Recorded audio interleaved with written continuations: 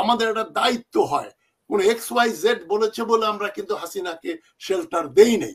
ভারত বলেছিল আমাদের কোনো বিমান কোনো ট্রান্সপোর্টেশন যাবে না, দেন ওয়াকারুজ্জামান এনশিওর যে বাংলাদেশের এয়ারফোর্সের প্লেনে করে তাকে পাঠিয়ে দেওয়া হবে। সরকার যদি না ধরে, সেই খায়রুল হক থেকে শুরু করে যতগুলো বিচারক যারা এই মানুষ খুন করলো, মানে ইন্টারন্যাশনাল ট্রাইব্যুনাল করে মিথ্যাচার করলো, যারা স্কাইপ কেলেঙ্কারি করলো, সবগুলো বহাল তবিয়তে বসে আছে। এখন এই মুহূর্তে ডক্টর ইউনূস সরে গেলে একটা কেওস হবে দেশে, কিন্তু উনি থাকার পরেও কোনো স্টেবিলিটি আসে নাই। সুতরাং ওই যে আমি মেজর আফসারের সঙ্গে একটু দ্বিমত পোষণ করি যে মবক্রেসি বলছে, মবক্রেসি থাকলে পারে তো সারাক্ষণে লিঞ্চিং হতো।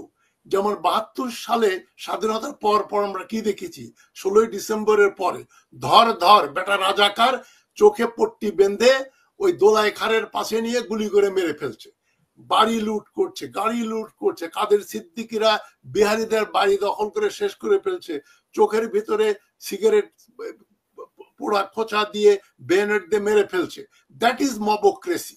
72, 73, 74 সালে ছিল।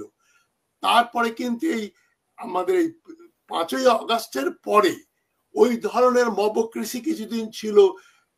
হিন্দু আওয়ামী লীগের এবং অন্য মুসলমান আওয়ামী লীগের বাড়িঘর হামলা হয়েছে, কিছু হয়েছে, কিন্তু ওটা কিন্তু 1 মাসের কম সময়ের ভিতরে ওটা নিয়ন্ত্রণে চলে এসছে। তারপরে যেহেতু কোনো বিচার হচ্ছে না, মানে যারা খুন করলো, যেটা ওই যে সারোয়ার সাহেব যেটা বললেন যে আর্মি, যেটা ওনার কাছ থেকে আমি শুনছি, আমি বিশ্বাস করি, ইজ অলরেডি ডিভাইডেড। কারণ 90%, উনি বলছেন 90% অফ প্রো আওয়ামী লীগের officers are still in power, they are calling the shots. একটারও বিচার হয় নাই। এবং ওয়াকারুজ্জামান সম্পর্কে অনেকের খুব হাই স্টিম আছে। আমি মনে করি লোকটা অসৎ। He is not another general Nuruddin. উনি অগাস্টের 3 তারিখে যখন জুনিয়র অফিসাররা বলল আমরা আর গুলি করব না, মানুষ মারবো না, তখন উনি বললেন আমরা আর গুলি করব না। কিন্তু before that he had started negotiating with his Indian counterparts, এবং ইন্ডিয়ান ফরেন মিনিস্ট্রি এবং ডিফেন্স ডিপার্টমেন্টের সঙ্গে বলছে যে Hasina is not safe in Bangladesh, please give her shelter. একজন আর্মি চিফ যদি বলেন, জেনারেল বৈদ্য বলেছেন এবং জেনারেল দ্বিবেদী এবং ওদের ফরেন মিনিস্ট্রি অনেকে বলেছেন যে তোমাদের দেশের যদি একজন সিটিং আর্মি চিফ আমাদের বলে যে আমাদের প্রাইম মিনিস্টার ইনসিকিউর, তা আমাদের একটা দায়িত্ব হয়। কোন XYZ বলেছে বলে আমরা কিন্তু হাসিনাকে শেল্টার দেই নাই।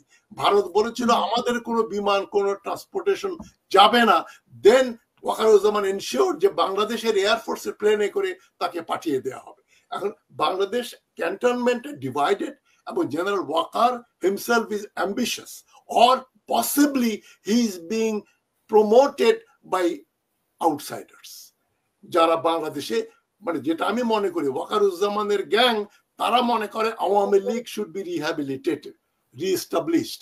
আর ডক্টর ইউনূসের সরকার তারা মনে করে যে Awami League is a liability, Awami League না, আর যেই আসুক। এই হচ্ছে ওদের subtle difference of opinion. Otherwise both of them are anti Chinese, এবং এখন থার্ড পার্টি হচ্ছে চায়না, ফোর্থ পার্টি হচ্ছে বাংলাদেশের জনগণ, ফার্স্ট পার্টি হচ্ছে IMF ওয়ার্ল্ড ব্যাংকের সমর্থক ডক্টর ইউনূস, আরেকটা হচ্ছে আওয়ামী ভারতীয়দের সমর্থক ডক্টর ওয়াকারুজ্জামান। 4 ভাগে মোটামুটি দেশ, 4 ভাগ বা 3 ভাগে দ্বিধা বিভক্ত। এখন হোম মিনিস্টার কি বললেন জেনারেল জাহাঙ্গীর সাহেব, উনি, আপনাদের মনে আছে যখন যে হামিদদা, আব্দুল হামিদ আওয়ামী লীগের প্রেসিডেন্ট ছিল যে বাংলাদেশে, সে যখন পালিয়ে গেল, পালিয়ে যাওয়ার পরে উনি বলছেন আমি তো জানি না এগুলা কি করে হলো, কি হয়েছে না হয়েছে, ওরা যারাও তাকে যেতে সাহায্য করেছে তাদেরকে আমি ধরবো, এবং যে ধরতে না পারি আমি রিজাইন করব। উনি তো এখনো বহাল তবিয়তে বসে আছেন। হামিদদা গেল, আবার ফিরে আসলো, কিন্তু জাহাঙ্গীর সাহেব তো নিজের চেয়ারেই বসে আছেন।